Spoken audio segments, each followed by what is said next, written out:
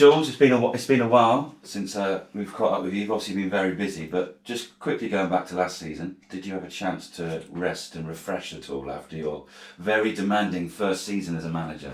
I think any manager will probably tell you the off season's super busy.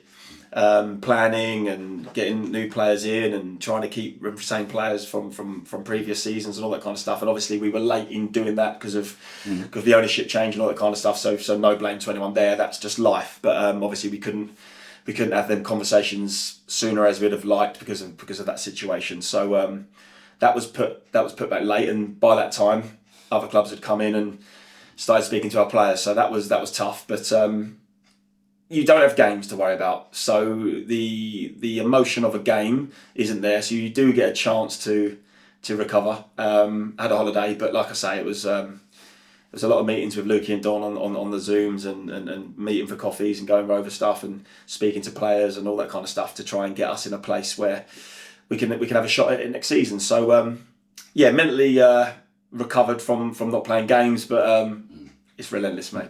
Yeah.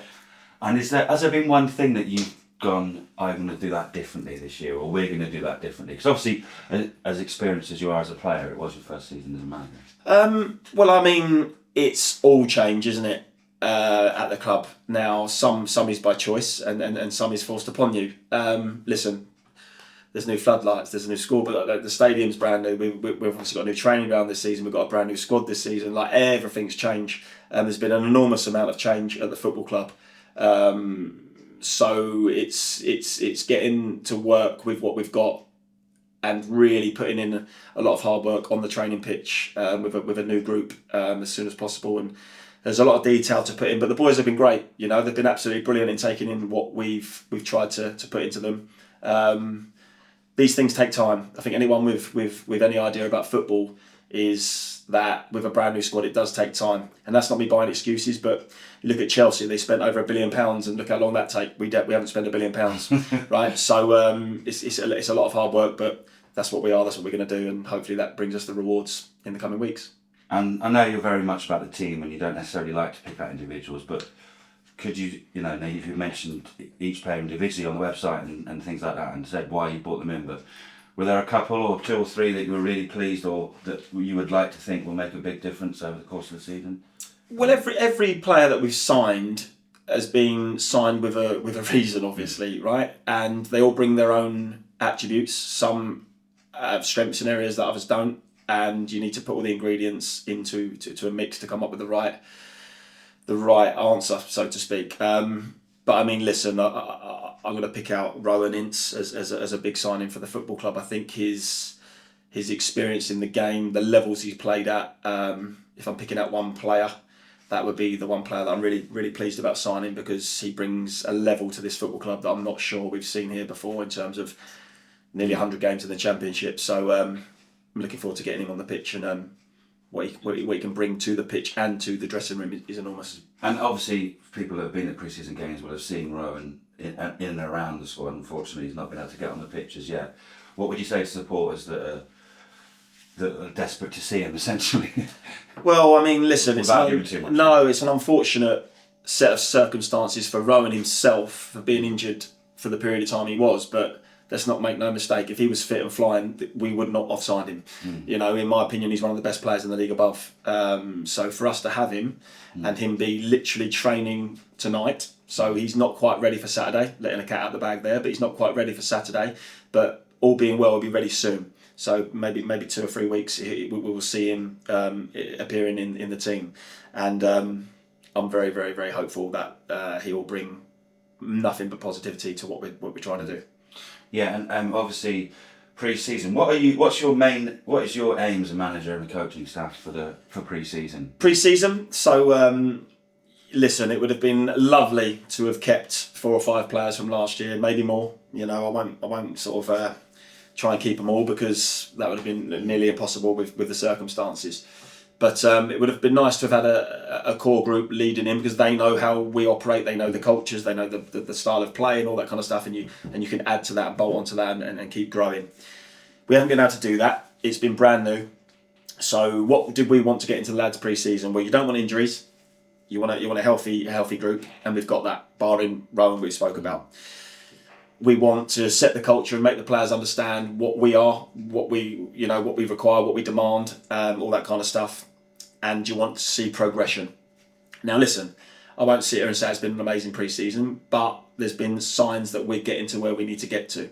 Like I say, I keep repeating myself. It is a brand new squad, and we will need a little bit of time for that to click. But we'll get there, no doubt about it. We'll get there, and like I say, it's 3 points at stake on Saturday, and the mindset becomes slightly different.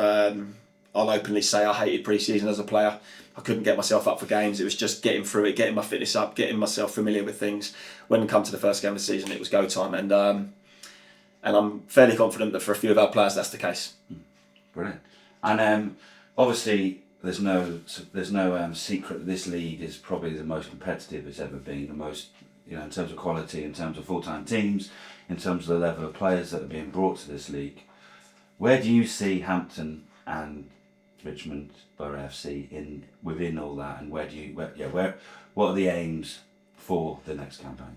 Right. Well, people might raise their eyebrows at me saying this, but I want to build on last season's success.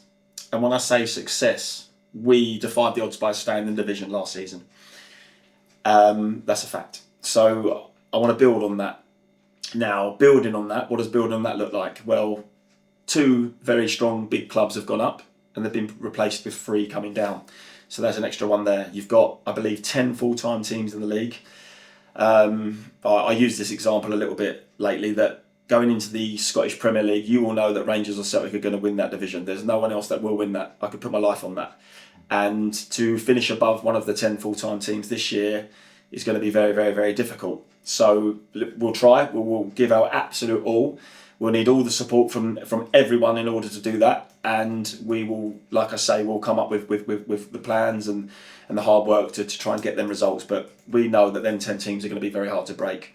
Obviously, some of the remaining 14 teams have got a lot of power behind them. So yeah, we're up against it, but we were up against it last year. That's no excuse. It is what it is, and we've got to fight with everything we've got and leave no stone unturned to compete with these guys. So. The plan, build on last year.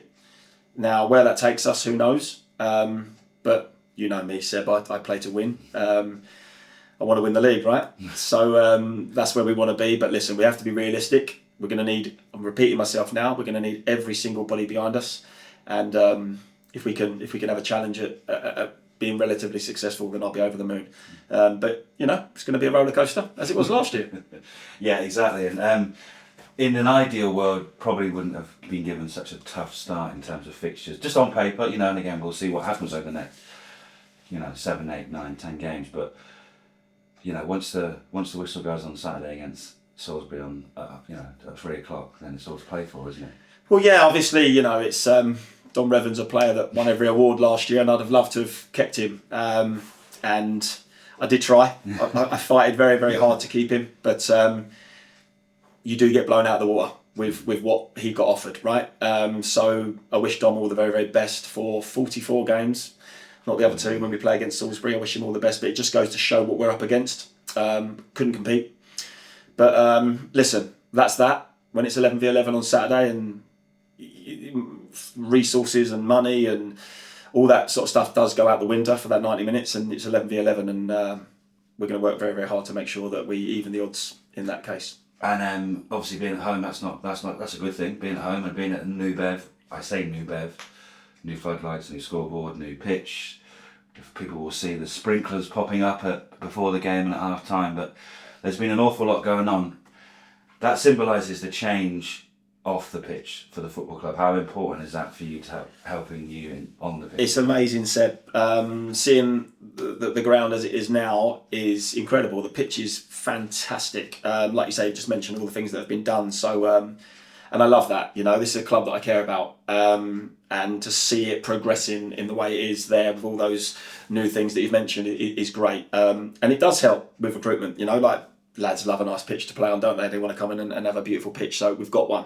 So I've got to give a mention to Mark here as well. Like the work that he's done here, oh my God, Like, what a man. So a massive well done to him. I'll wind him up again after this video when it turns off. But yeah, he's been great. He's kept everything going, and the club are lucky to have him.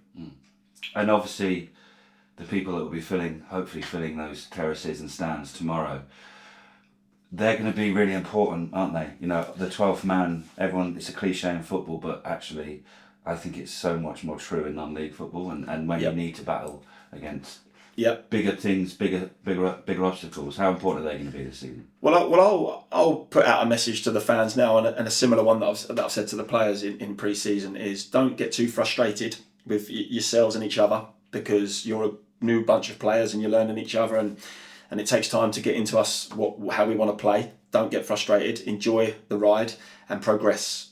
And with that progression, you will be getting success. And it's a similar sort of message to the fans. Is we're up against it. We'll make no secret about that. We are up against it. So support us, get behind us, encourage, be positive, and together we will come through this in a positive way. And like I keep saying, what does success look like? Everyone's got their own opinion of success. But for me, if we all stick together, we'll get there. So, get behind us, as you always have. It's a great, great, great club to be at, a great club to have played for, a great club to manage. I'm thankful for every single bit of support you've given us. But we're going to need you now more than ever moving forwards. And I hope you can be like you've always been.